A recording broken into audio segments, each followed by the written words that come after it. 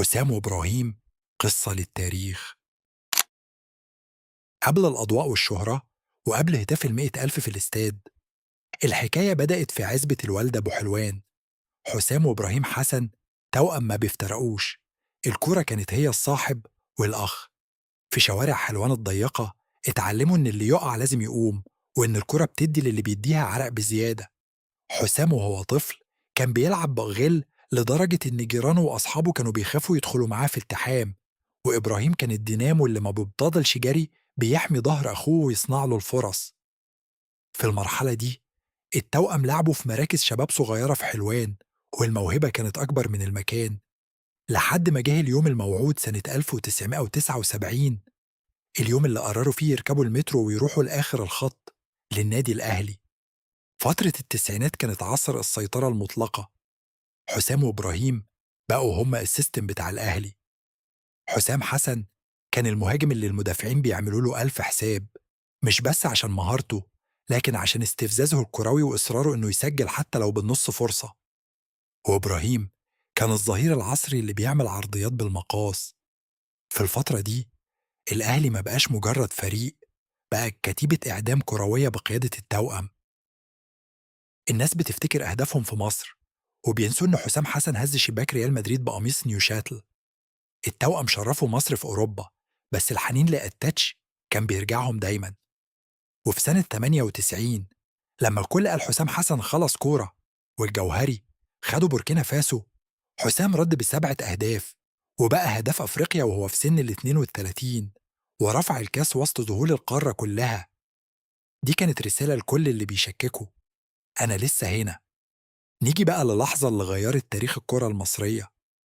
قرار عدم التجديد للتوأم ما كانش مجرد قرار فني، ده كان شرخ في علاقة حب دامت 20 سنة. حسام وإبراهيم خرجوا من الأهلي بدموع في عينيهم، بس بغل في قلبهم. لما مضوا للزمالك ما كانوش بيدوروا على فلوس، كانوا بيدوروا على رد اعتبار. وفي أول قمة بقميص الزمالك، حسام سجل هدفين وحط إيده على شعار الزمالك. اللقطة دي لسه بتعمل حرقان عند ناس وفخر عند ناس تانية لحد النهاردة. في 4 سنين بس التوأم خلوا الزمالك بعبع على القارة.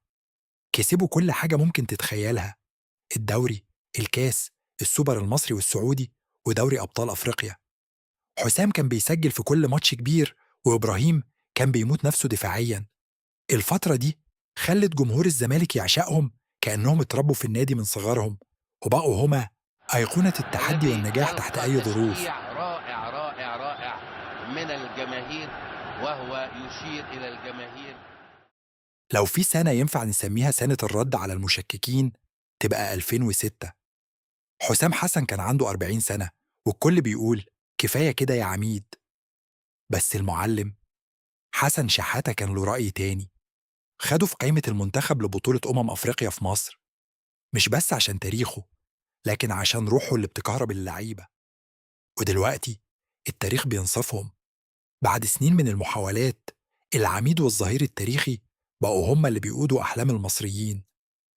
المهمة مش سهلة، والطريق لمونديال 2026 فيه مطبات كتير. بس لو في حد يقدر يشحن اللعيبة دي ويرجع هيبة قميص المنتخب، مش هنلاقي أحسن من الاتنين اللي فضوا القميص ده بدمهم وعرقهم لسنين طويلة: حسام وإبراهيم حسن. الرحلة بدأت بطفلين في حلوان، ووصلت لقمة الهرم الكروي في مصر. كلنا ورا التوأم، حسام وإبراهيم، ومصدقينهم إنهم ممكن يفرحونا في كأس العالم 2026. ولنا رأيك في التعليقات.